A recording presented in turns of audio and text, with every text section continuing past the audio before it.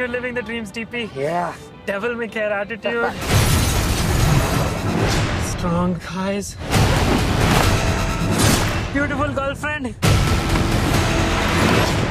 Sorry I'm late. I was rounding up all the gluten in the world and launching into space where it can't not hurt us ever again. Kiss me like you miss me, Red.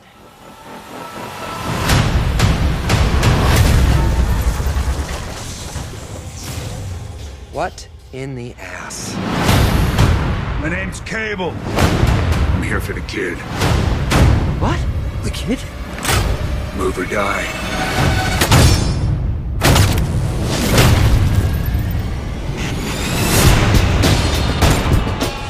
Kids give us a chance to be better than we used to be. He needs you. You're a lot smarter than I look. I ain't letting Cable kill this kid.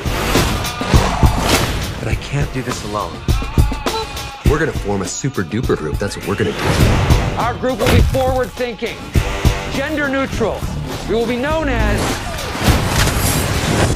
X-Force. Isn't that a little derivative? You're absolutely right. Now, Cue the music. Don't call it a comeback. I've been here for years, rocking my ears, putting something to fear. Making the tears rain down like a monsoon. Listen to my bass go. tell me they got that in slow motion. Doing the right thing is messy. But if you want to fight for what's right, sometimes you have to fight dirty.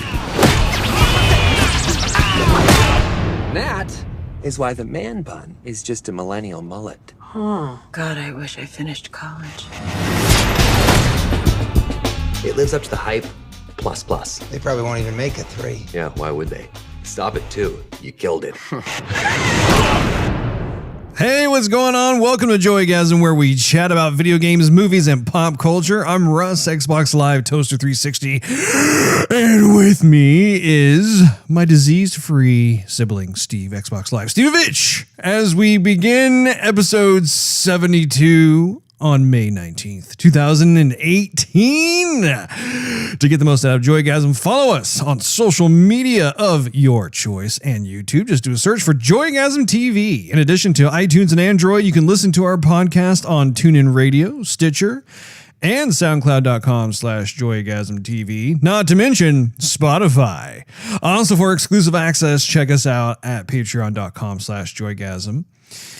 Today's episode is dedicated to the review of Deadpool 2. We're going to be giving our high-level impressions of it, like we always do with all of our movie reviews before drilling down into the spoiler zone. But before we get into that, I'd like to be able to stare into those cobalt blue eyes of my brother, who I have not seen in about one whole week. Steve, just how's it hanging over there?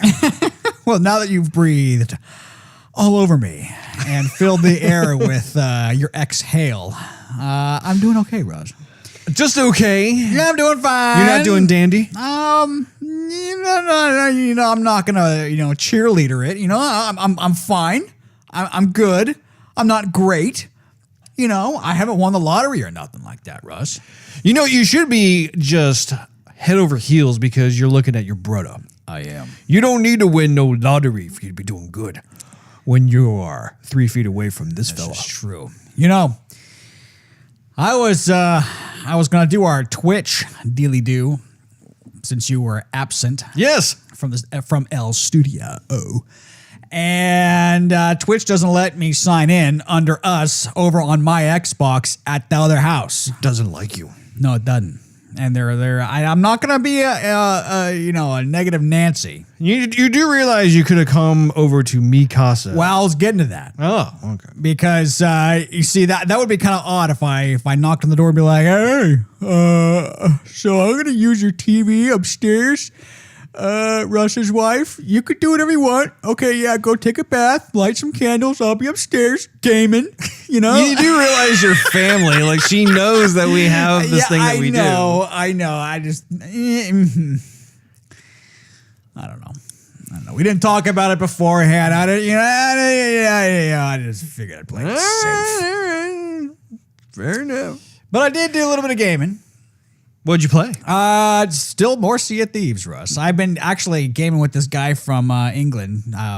The guy who you did an impression of last week, where you made him sound Australian. Yeah, that guy. Yeah, no. So we were starting to play, and we actually there was a skull fort that appeared, and we were doing a bunch of missions, and it was one of those where right when we got there, the last wave was already on, and we just totally bombarded the ship and had a lot of great luck.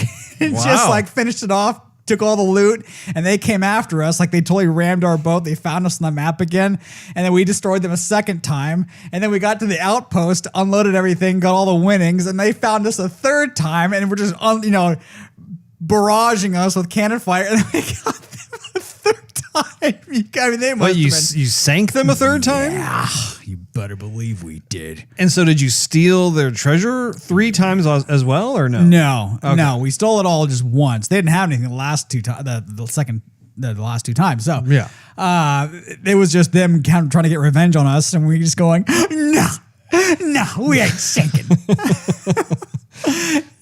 That sounds very gratifying. My friend goes, or he's not really a friend, but my online acquaintance goes, he says, they F with the wrong crew, didn't they? Anyway, but I didn't have you yelling at me in my little earpiece. You were gone. Mm-hmm. And yeah, so how was it being away, right? Oh, it was productive. I had to go down to Houston to do some video production work for the Museum of Fine Art of Houston. So it was fun. I had never been there before. They have this big building that it's apparently costing them $450 million, which they have gotten through various donors and whatnot. Typically, big buildings cost a lot of money, Russ. It does. This one was just a fantastic building, though. And actually, the museum building itself was a block away. This building was actually an art school. Oh. And it's, of course, affiliated with the Museum of Fine Art Houston. It's right up your alley. It is. And the building was just, oh my gosh, the architect, whoever, I don't even know who it was, but they did such a great job. I mean, the whole thing just makes you want to be creative while you're on the property. It has this wonderful like front plaza area. It's just very open. The actual shape of the building, it actually starts at the ground level and almost looks like a very long triangle. It like goes all the way up, and then there's a rooftop garden at the top, which actually when you go up there, I'd say you're about 4 stories up. You actually have a pretty decent view of just kind of the distance of Houston in terms of like where the medical district is versus the downtown area, that sort of thing. That happens when you're high up. You get a view of the cityscape. Well, when you're in Texas, everything's flat. And so it's very difficult to be able to get a good view of things here and there. I was going to say, did you find your creative juices flowing, and then you found out it was just kind of muggy inside? You're like, oh, no, it's just oil. I was going to tell you, actually, what was flowing was sweat, because it was incredibly hot and humid down there. Yeah. And actually, at least half the shots that we were having to do were outside, because we had to get shots of the architecture. We had to get shots of people, reactions, and just, oh my gosh, like I was bathing at least twice a day. Oh, man. It's just absolute. I didn't know I could sweat that much. Plus, I could see you going, oh, I just feel so creative right now. Oh, nope. That's a loogie. Yeah. No, but it was great, though, because it's essentially kind of in this soft opening. It's commemorating the building itself and all the folks who've been involved with it. And so we've been able to actually have some really cool interviews. We got to interview the director of the Museum of Fine Art, which was really nice. Is she a listener of the show? I don't think so. Yeah, okay, great. No. Doesn't mean he won't ever be. Right. He might at some point, but no, it was very productive. It was really cool, but I missed you. You know what? I went to the theater to watch the movie, and I had to sit all by myself. And then I went to the box office, and I went, one, please. Not 2. I'm not with my brother. Just 1 ticket. No one's with me. So I sat down, and I'm like, what's up? Hey, what's up to you? Yeah, just me here sitting by myself. Was the theater pretty packed? It was not 100% full. I went at 2 p.m, so it wasn't like prime time, show time. Everyone's bringing their dates and all their friends, night out kind of thing. But it was mostly full for sure. Another movie I went to go see while I was in Houston. Saw Avengers Infinity War for the third time. I still got to see it for the second time. Third time's a charm. I went with my video team, and it was nice. Again, didn't you see with them the first time? No. Oh. I attempted to. Well, okay. I see what you're saying. I see what you're doing there. That actually was not with the video team. That was actually with a different part of the. That was the audio team. No, those actually were. Let's see. To be completely specific, it was I was with a project manager, a content strategist, and the janitor. And I think there was someone else. Oh, I was with one of the. So nice to hang out with you guys. I'm always cleaning up after you. Front end developer leads actually was with us as well. I feel like there was someone else too, but janitor. Yeah, I'm not exactly. I forgot that guy's name's not important. Yeah.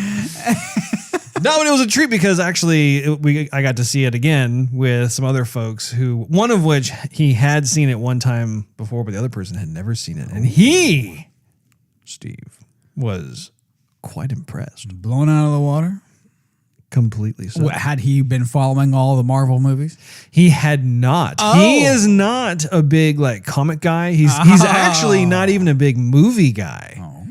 But I was able to convince him to go to the theater, and he watched it. And he liked it so much, he was on fire to go see Deadpool 2. And he has never seen the first Deadpool. And I was telling him, look, you don't need to see it because, I completely understand if you want to watch it. No, he was in a Marvel mood after that. Wow. So I don't care if I have no clue what's going on. Let's go. Yeah. I'm feeling a Marvel high right now, man. Absolutely. So, yeah, no, overall, it was really productive. I got to say, I was getting homesick. I'm glad to be back. I'm looking forward to being able to sleep in my own bed. Of course. And I miss playing games, too. I did bring my Nintendo Switch, I will have you know. However, I didn't get a chance to play it the entire week until the flight back home. And actually, for the first time, this is actually with the same colleague who I was just speaking about. He brought his Nintendo Switch as well. I didn't know you could do this, but did you know that you could actually connect your Nintendo Switches if they're close enough in proximity? Yeah. So you can actually play games together like that? Yeah. What I thought was super cool is that, so we're on a flight. We didn't have to check into GoGo Flight or anything like that. You can actually just get into this Nintendo local area network kind of deal. And so the entire flight, he and I were playing Mario Kart, racing against each other. And it just made the flight go by super fast. It was great. I was like, I've never tried using this feature on the Nintendo Switch. And it's, man, I can't wait to do that again. I don't know if you'll ever get a Switch, but I mean, it's something that they make everything so easy. The UI is super easy to navigate through and very clean and whatnot. So did everybody all the passengers around you were like, hey, can I get in on that? What was kind of funny was I did have a lady sit next to me who I could tell I think she'd be into gaming. Right. She was coming down and I already had my Switch out playing and stuff. And of course, as you could tell, I have my Batman t-shirt on. And I think it's one of those he's one of my people. So she just sat down and she was on her iPad and stuff. And she would glance over and see which racetrack we were on and that sort of thing. And she could tell I was yucking it up with the guy behind me. Yeah. So, but yeah, more gaming specific things. Okay. So last week before I left for Houston, I actually bought the Mercy pink skin in Overwatch just because they were doing that whole, I think it's breast cancer awareness. Mm-hmm. Definitely wanted to show some support there. So I did get that particular skin. Haven't actually played it, or used it in the game. I think I'm getting close to the end in God of War. I think I'm getting pretty close to the end game portion of it. So I talked to our good old friend Brad via text. Actually, I talked to him today, and he texted me to let me know that he has beaten the game. Of course he has. But see, the funny thing about it was that I was actually ahead of him for a long time, and then of course I'm gone for 7 days. Oh, well, I there don't you have go. access, and he's able to catch up, and then he beat the game. But he thinks it was amazing. He thinks it's an amazing game. So, and then he was asking, can I remember where I left off? And so I was kind of telling him, and so then he says, yeah, if that's where you are, then you're basically like at the end. So I was like, okay, no, too far to go there. Also, just tonight, Steve. Oh, when I got back home, my lovely daughter wanted to have some daddy-daughter time, and she wanted to watch me play some games. So I played some Peggle 2. And I was really surprised about this, but actually, I didn't realize I had not fully beaten Peggle 2. I realized that. You do? Yeah, you said that to me. I did? Yes, you did. When did I say that? You said it a couple weeks ago. That I had not beaten Peggle 2? Correct. Well, let me tell you, tonight, she got her very first credit sequence. Oh. She was watching all the credits go up on the screen there. It was very fun. And then we switched over and played more Rayman Legends, which that game was just fun. It's just a fun, happy game. Like she's really into those two right now. So anyway, I mean, I think that's about all that I have to really report at this point in time. I mean, I think I would have more to say, but like I said, I was kind of indisposed for a little bit of time there. Well, let's Deadpool it up, Russ. High level thoughts. Steve, what'd you think of Deadpool 2? I thought the action was better in this one. Mm-hmm. I thought it was not as funny as the first one. Really? Yeah, it's still funny. I just didn't think it was as funny. Okay. I think that with it, when you're watching the first one, I didn't know what to expect. I'm like, here it is. It's rated R. It's a comic movie. It's going to be crass. I get it, but I don't know how they're, whatever. Kind of keeping a fresh, open mind. This one, I thought, okay, I know how Deadpool is. They have to up the ante a bit. I know, all these jokes that he's going to be saying, so they're going to have to raise the bar. They did. I just didn't think they raised it as much, but they did raise it. I thought, but I wanted to laugh more. I wasn't laughing as much as I was watching. I hate when I think faster than my mouth can move and I can't catch up. So yeah, I basically, I didn't think it was as funny as the first. I had fun with it, just didn't laugh as much as I wanted to. Gotcha. I really enjoyed the movie. I was laughing like crazy when I was in there. I actually got a headache. You told me. Yeah. I was laughing so hard. Like there were parts I was just laughing. And actually my colleague noticed I was like grabbing my head because I could tell I was getting a headache. I was trying to like squeeze the headache away. But yeah, what's interesting about the movie overall is I would say the first one, I think I like just slightly better than the second one. The first one just had, I think, like just a perfect balance. But it's difficult to say. Like after hearing myself say that, I mean they're so neck and neck with each other. I think I agree with you in the sense that the action, of course, was much more like whoa, like just impressive, that sort of thing. I mean, I think it's definitely a worthy sequel. Yeah. I mean, as far as sequels go, it's awesome. It's a very good sequel. Real fun. The first one had to set up the groundwork. So of course it's going to be not as action packed because we're just meeting Wade Wilson supposedly for the first time, even though we saw him back in X-Men Origins. Right. So we're seeing him as Deadpool for the first time. So I get it why they did it that way. Yeah. And I like that they did it that way. Mm-hmm. So I can give him a pass. Well, why don't you step with me into the spoiler elevator, Steve? Well, that didn't take very long, did it, brother? Not at all. These elevators these days, they're pretty quick. Well, I guess we'll be saving time on this one, huh? Pardon me while I sharpen my samurai sword. Hold my drink for a minute, Russ, okay? Hold your drink. I'm sharpening my sword. Put another umbrella in it. I'm going to balance your drink on my sword here. Genji style. Yeah. I forgot to load up my Uzi as well. I don't think he's ever used an Uzi in that movie. He may not have. He's always used like handguns. It's true. He's supposed to have like this big arsenal. I think he does. He just hardly been using them much. That's very true. Perhaps he'll have more of an arsenal in the third movie. Perhaps. If they are making a third one. The third one's already in IMDb by the time. Really? Yes, but I think Ryan Reynolds was like, I don't know if I'm really going to. Yeah, I remember that. I remember he was a little iffy on that. Oh, I like that little ending there. Yeah, not bad. All right, so we're going into the spoiler version of this review of Deadpool 2. So if you haven't seen the movie, make sure that you stop us, just pause us, and then go see the movie and come back. Because we definitely don't want to ruin anything for you. So, yes, I really liked if we were to, I don't know, if we jumped into the cast. Yeah, sure, Russ. Ryan Reynolds, of course, is just the anchor of this movie. Yeah. I don't think this movie would be nearly as successful if he was replaced. Oh, hiccup came out of nowhere there. Got a little verklempt. Ryan Reynolds. He's so hot. So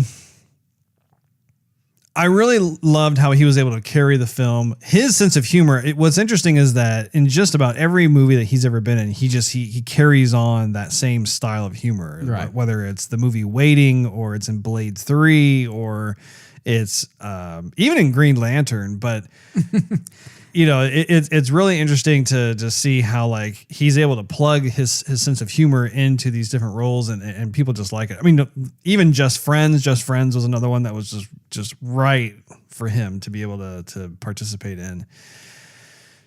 I can't remember his name, but the cab driver. Oh, yeah. I was glad to see him back in there. He was a little more extreme this time, I felt like. Yeah, rightly so. Yeah. He's got his little jealousy of Deadpool being as badass as he is. And I'm not even sure if it's jealousy so much as it's just he just has this big desire to want to also be a superhero, but maybe like envy or something. Yeah. What did you think of the different cast choices for X-Force? X-Force. Yeah, they were fine. I mean, they were hardly on the screen that much. I thought it was rewarding to have Domino in there. I mean, she, along with Ryan Reynolds, she made that movie. Oh, yeah. Yeah, she was such a gem on screen. I thought they did a great job on her. I was kind of disappointed that Terry Crews wasn't in it for very long. So hopefully we'll see him back in Deadpool 3, or if they make it a straight X-Force movie, then he'll be in, because you can't like sign on Terry Crews and be like, oh, you were going to give him 3 minutes of movie time. Like, are you serious? Yeah. Really? It's Terry Crews. You know, I went back and forth with that too, where I wanted to see more of Terry Crews in it, but at the same time, I also just loved how horrible of a plan Deadpool had, where like he basically just ended up just killing off everybody. Yeah. Except for Domino, who had like a crazy amount of luck. Was so funny. That was so. I loved all that dialogue between them. You know, let's just meet in the middle and say that no, it's not. Yeah, it is. Everything she did, like, I didn't know what was gonna happen. You're like, okay, luck's on your side. Okay, well, she's whatever. We'll see what happens. And then like guns would jam, and then stuff would just miss her. That was funny. What did you think of the kid who they were trying to rescue? Yeah, I thought he was a bit misplaced. I haven't read that much of Deadpool or X-Force, but I remember him or his little name, his little code name, and I didn't think he really fit. I remember him being this juvenile, kind of adolescent teenager, and you have a lot of mood swings, but I don't know. As an actor, he was fine, but I just thought he was a bit miscast. Yeah, I was kind of going back and forth with it. I felt like he overacted a bit too much at times, and for a character like that, I just feel like you want to be able to root for the kid. Yeah. And for him, I was kind of rooting for him, but at the same time, I found him to be kind of annoying, and just, I don't know, like I was just completely in the Deadpool camp the whole time. Yeah. I think when you're a teenager, you do have a lot of mood swings, but he was like either 100% left or 100% right. He didn't have anything in the middle. Like if he was feeling sorry or he wanted to be friends, it was like, oh yeah, we're pals. We're going to get along. And then when he was feeling angry and violent, it wasn't like, no more friends and pals. It's all about killing people. You know, I'm like, wait, if you can't be one of, you're all this or you're all that, but you're never really both without anything in the middle. I think if they were to have it just stick mainly with the jail sequence, and then once they got out of jail, then have him toned down a bit until he was face to face with the people that tortured him and abused him and everything else, then have it ramp back up. I think that would have been probably a little more fitting, I suppose, because I just felt like it was just a little too much. It was too much. I mean, he was about to burn down that entire, orphanage or whatever that was. Something, yeah. I mean, the majority of people in there are all innocent. It was the orderlies who were corrupt and mistreating everybody else. But it's like he was going to kill everybody who didn't do anything to him just because he was mad at a select handful of people. Like, right. Really? I don't think so. Josh Brolin playing Cable. What'd you think of Cable?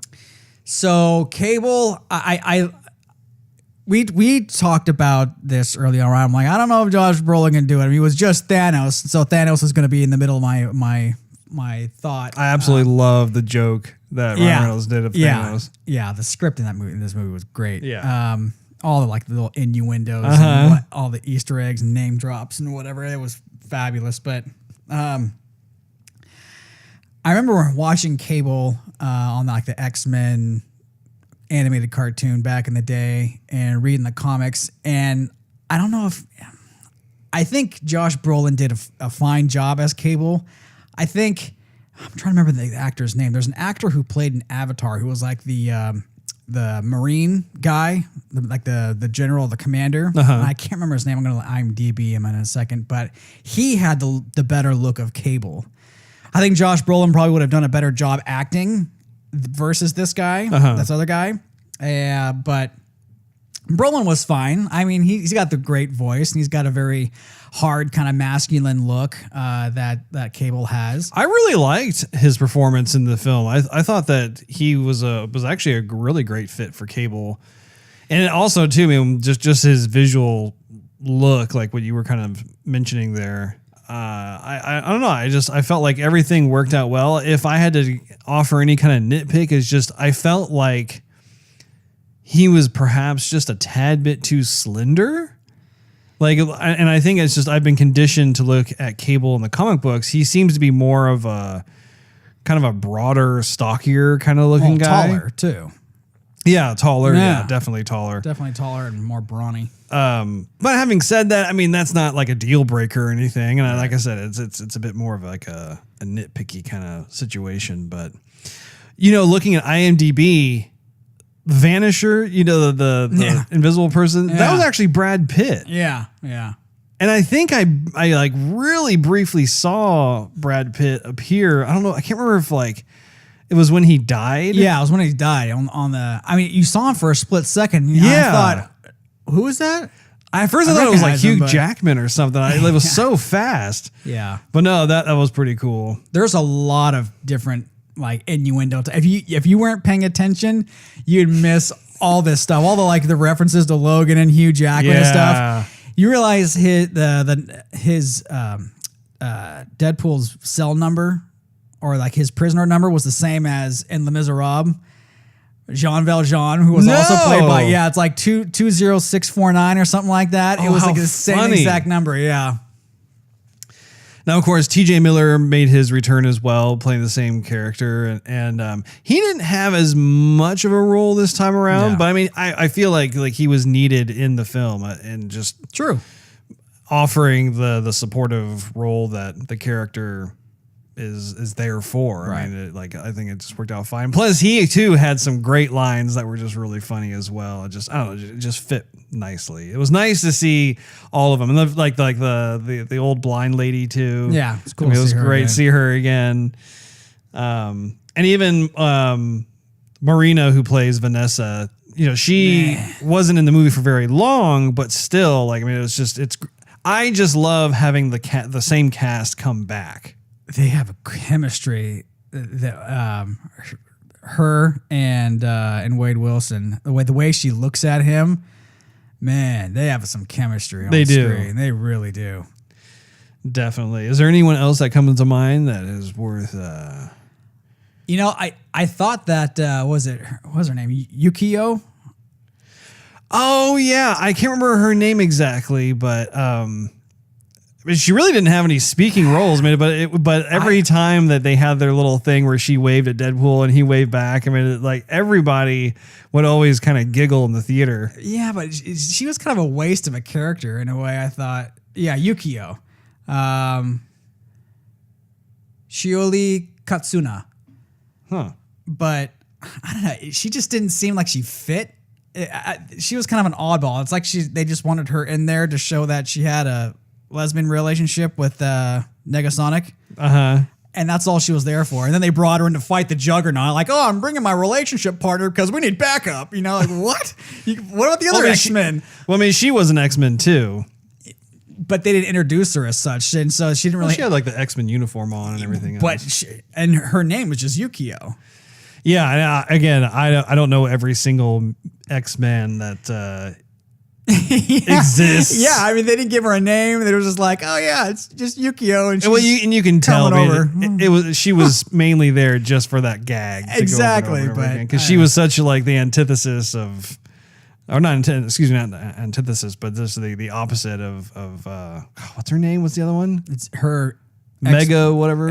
Yeah, Negasonic. Megasonic, yeah. Like Megasonic is just such a Debbie Downer the whole time and rough and crude. And meanwhile, Yukio was like, hi. So going over into plot, what's interesting about this particular sequel is we've gone from where we have the origin story from the first movie of seeing how Wade Wilson turned into Deadpool and also just going after the guy that turned him into it, that whole thing. And now we're going into this new space where he sees his girlfriend get killed in front of his eyes. And of course, that's the love of his life. She's the reason for him living on, yada, Basically, yada, yada. Yeah. And so the way they set it up, I thought was really cool because she's dead. And of course he can't die. Like he tries all these different ways of trying to off himself, but he just can't because he just regenerates. And so it's interesting to see the conflict that he has where he's trying to literally just end his life so he can be rejoined with his girlfriend. But he comes to this stark realization that he has, in order to like almost like be worthy of being able to join her, that he has to, have this act of selflessness and be able to love this kid, be able to want to protect this kid, that sort of thing. And so it's interesting to see how that has been kind of pushed forward. And then of course, using that as kind of the foundation, then they start to also weave in Cable and showing like just what his purpose is of being in the film and that sort of thing. What did you think of that trajectory? I thought that they were basically showing, see, in the comic book, Deadpool obviously dies a lot. Yeah. Even in this one, I mean, he's blown apart, he's ripped in half, he's got whatever. So, in the comic, he actually has this loving relationship with death.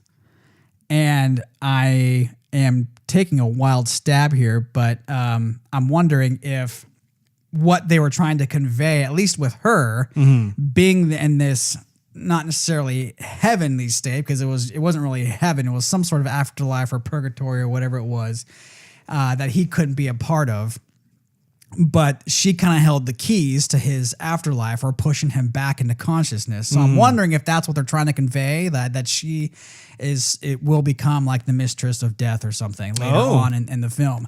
And I'm also wondering why, I mean, even in Deadpool 1, Wade Wilson is absolutely fine until he starts this relationship with her, and then he gets like just a ton of cancer, like cancer overload. So I don't know, maybe I'm connecting some random dots, but it kind of starts to make sense. Yeah. With Cable though, I mean, Cable's an interesting character. I'm not, I don't really connect the dots with Wade, Cable, and her, but I mean, Cable's origin story. That's a random one. Yeah. You know, Cable's the son of Scott Summers and Jean Grey. I'm a little rusty on all of that. I haven't looked at the X-Men comics in a while. Is that correct? So, well, I don't want to get off on a tangent, but it was basically Mr. Sinister had his fascination with Scott Summers and Jean Grey. He made like this dark clone of Jean Grey, and then Scott Summers and this clone basically had a kid, and that kid was Cable. All right. Then regular Jean Grey and Scott Summers raised Cable up, and then future past, back and forth. Anyway. Yeah. So the plot itself in the film is actually pretty straightforward if you really think about it, because it centers around this kid who is troubled. Deadpool has to kind of redeem him. I'm going to sneeze. Oh, that was awesome. Pardon me.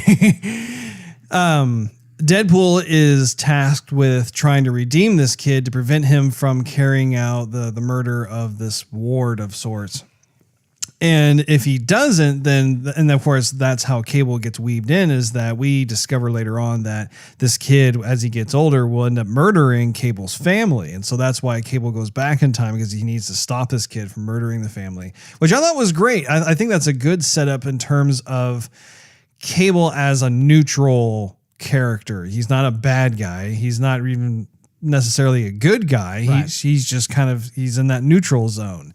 And it's great just in terms of how he first meets with Deadpool, and then seeing, I actually really appreciated the journey that the two characters went on. Yeah. So like by the end of the film, it was like they had this budding friendship, this understanding for and respect for each other, that sort of thing.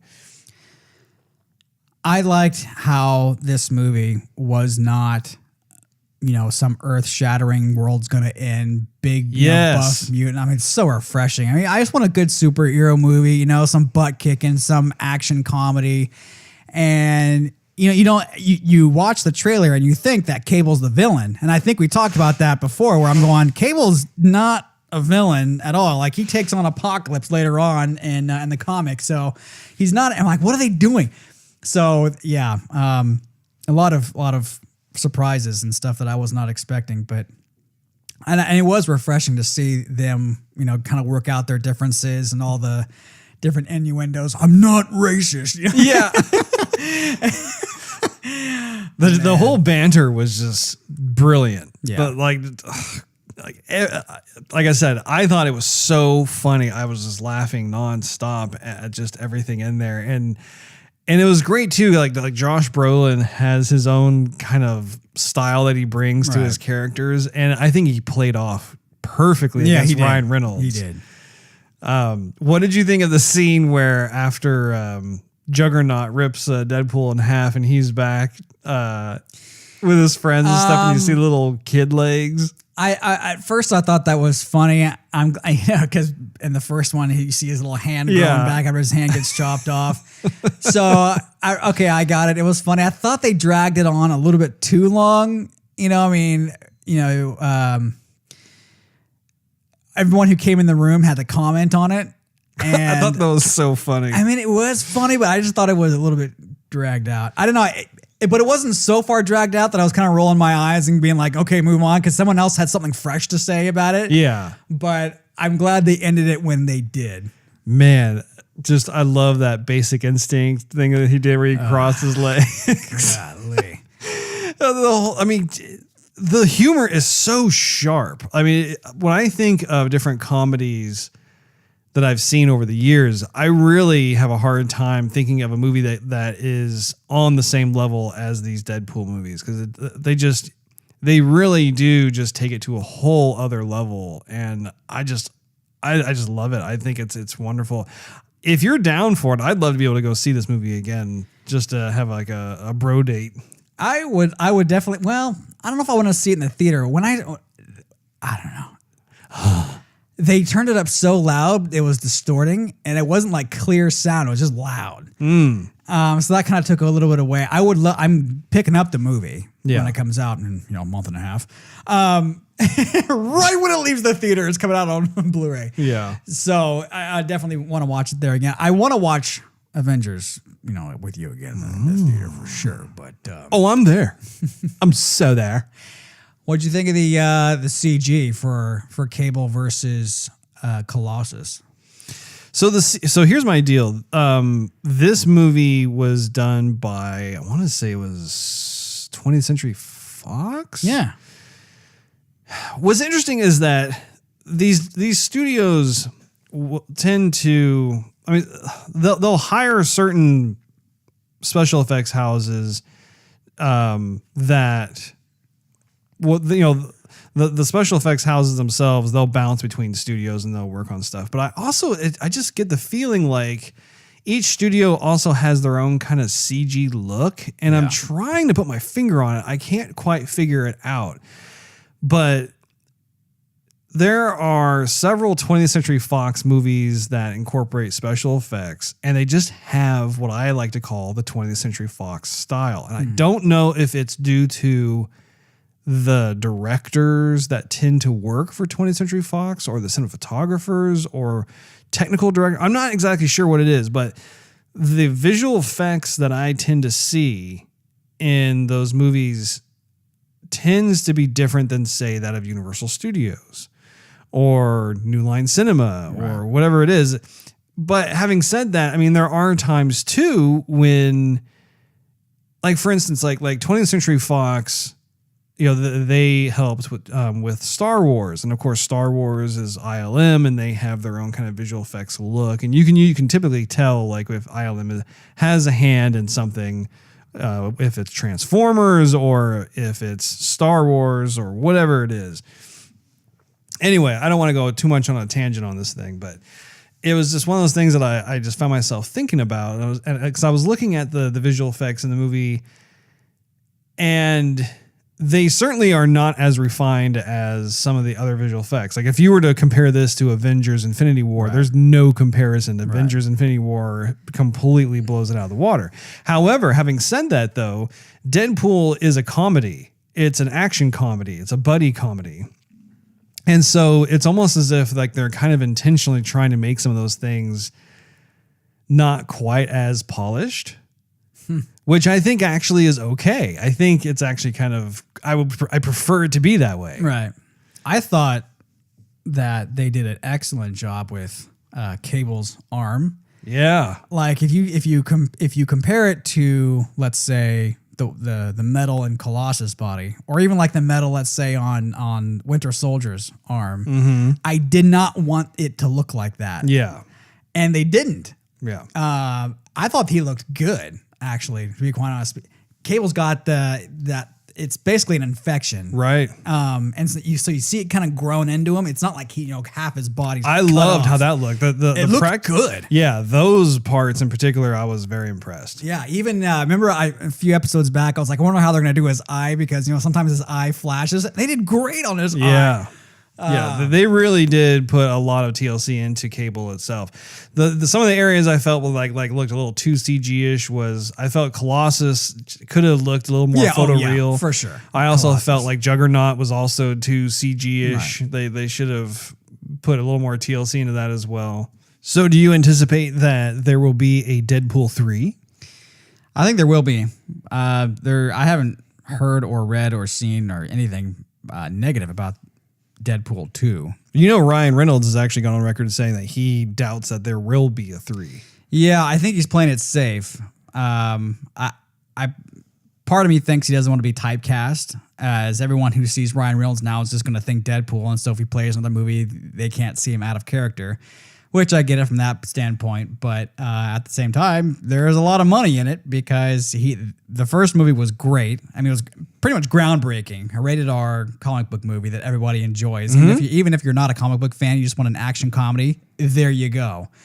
And this one still toes the line. It's not a weak movie, and or a weak sequel by any sort. It's not. I don't know if they're going to do a Deadpool 3 or not. I think it's going to depend on how well this movie does. I think this movie will probably do pretty well. Yeah. Just because the first one was just well received. It was definitely a spreading of the, just word of mouth for people like, oh, you got to see this movie. You got to see this, So I think the only question I have though really is where do they go from here? Yeah. In terms of the Deadpool character, because they've already really, they've done the origin story. They've been able to explore Deadpool without having his wife there.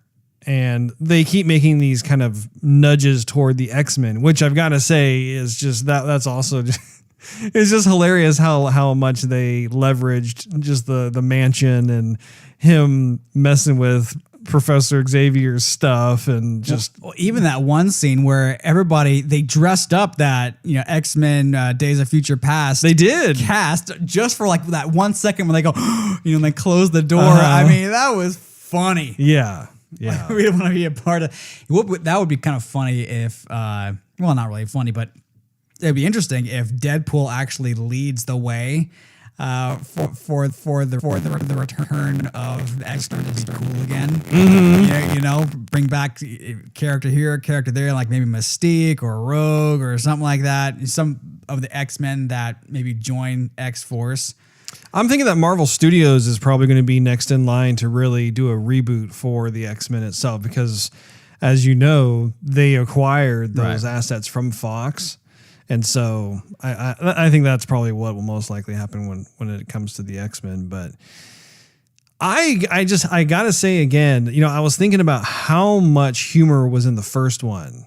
And Ryan Reynolds is he's a motor mouth. I mean, like he's the perfect person to play the merc with a mouth because he just has all kinds of jokes that are just going on all the time. And it's impressive when I think about how in this movie, yeah, they recycled a couple of jokes, but they were appropriate because of just what they had established in the first movie.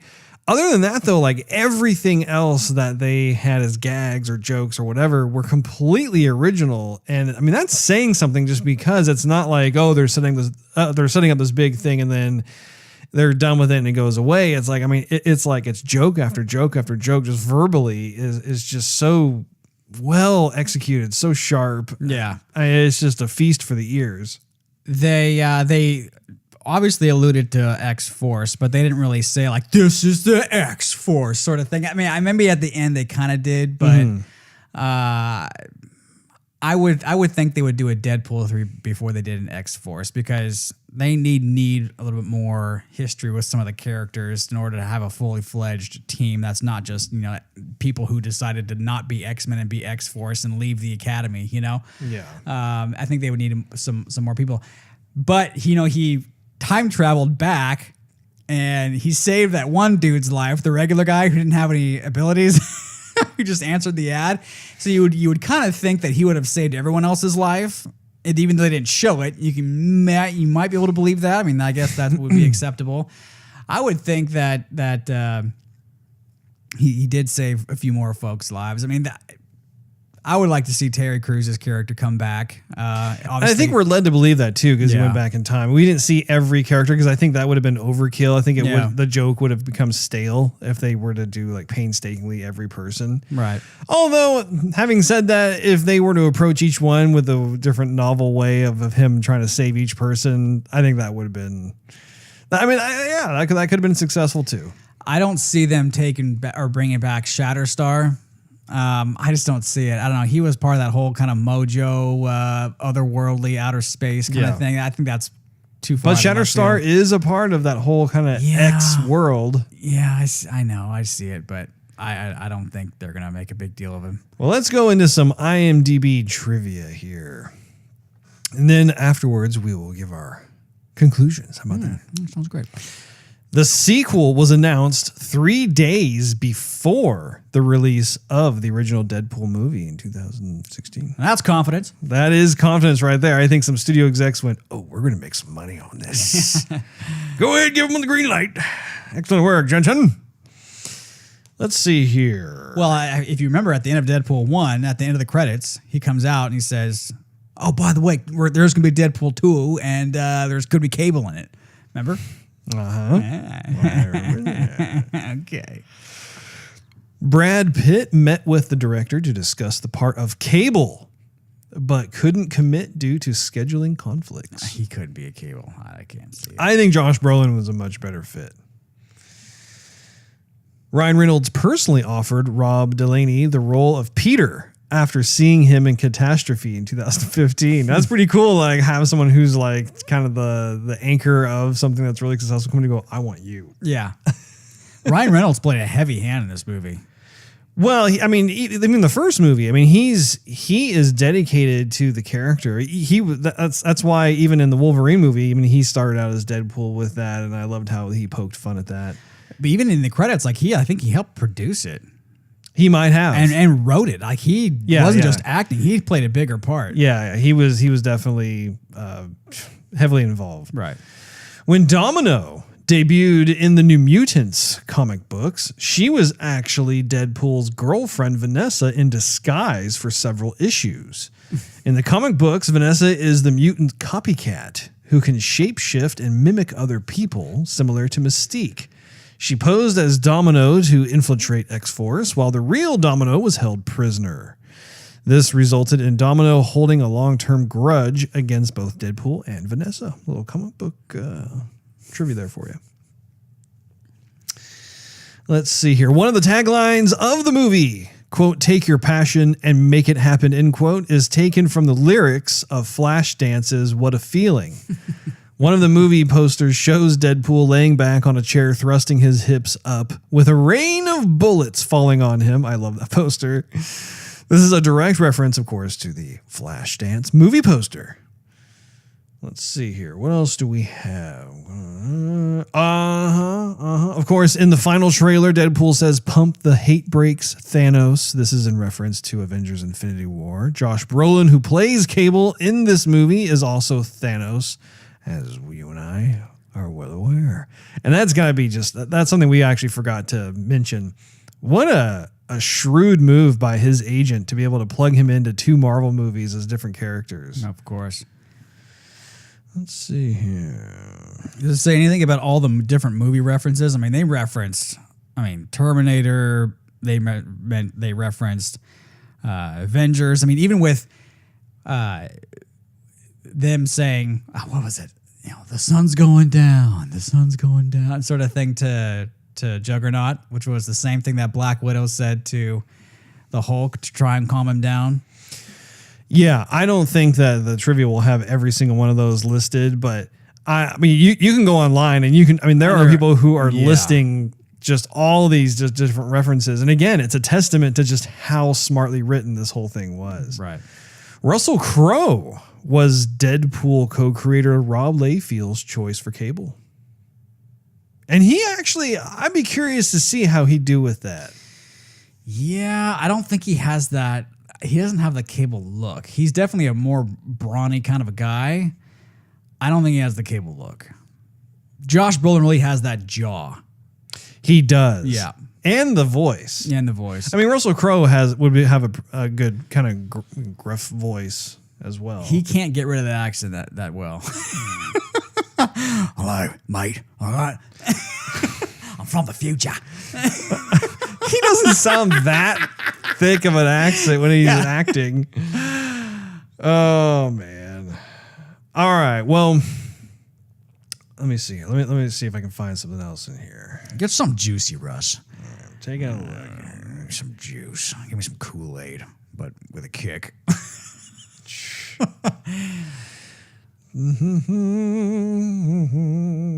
Yes, this is the one that you were talking about, Steve, when Deadpool is writing his plan to save Russell, which that was the other thing too we forgot to talk about. Like, I considering the fact that we share the same name, it was kind of funny, like how many times he was screaming my name in the theater. I'm like, I'm right here, Ryan. Just come and save me.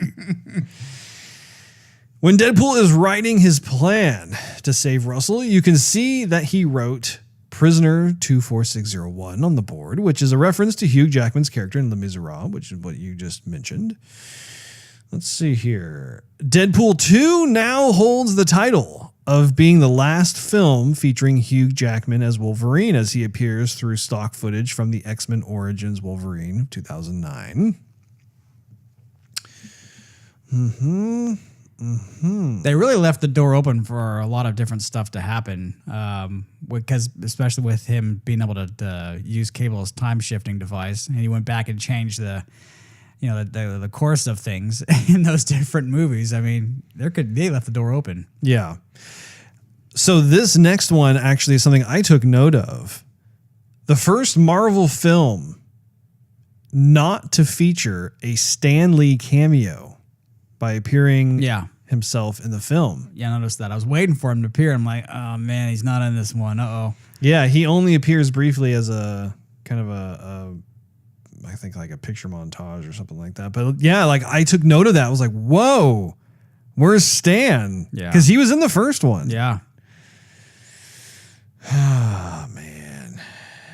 Well, I think that's about all the juicy morsels from the IMDb trivia. But in conclusion, I guess I'll go first. I was going to say, you go first this time. Okay. Thoroughly enjoyed the movie. I can't wait to see it again. I don't think it was necessarily better than the first. I think it was different than the first. Even though you had the same style of humor, I think the plot overall was appropriate in terms of just acting as a vehicle to go forward from where they had their origin story.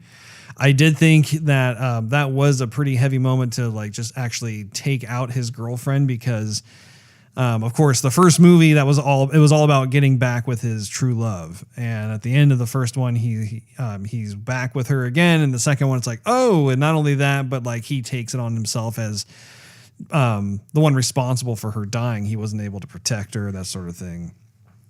I definitely liked having these other characters. I think that Domino and Cable being introduced as kind of his sidekicks, so to speak, really make for great chemistry, as we talked about earlier. I mean, just having each one of their personality types working in conjunction, even with like Colossus and I always forget her name, Mega, whatever her name is. Yeah, Megasonic, yeah. Oh, thank you, Steve. Indeed, Russ. So yeah, I mean, once again, I will definitely be picking it up and purchasing it. I thought it was a lot of fun. I think it was a fresh change from the whole world is going to end kind of thing.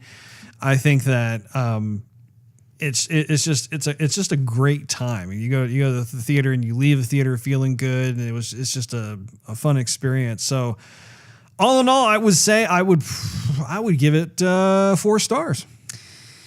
Yeah, I walked in here, Russ, thinking 3 3/4 stars. There you go with those 3/4 again. Right, but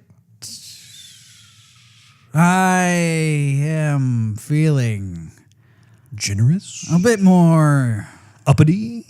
Generous. Let's say generous. Is the Prozac kicking in, Steve? I thinking about it and talking to you about it, I feel that I'm going to give it a 4-star, Russ. I'm going to give it a 4-star. Yeah. You know, I was talking about it with some buddies of mine. I'm like, 3 3/4. I think I'm going to. Here's the deal, yo.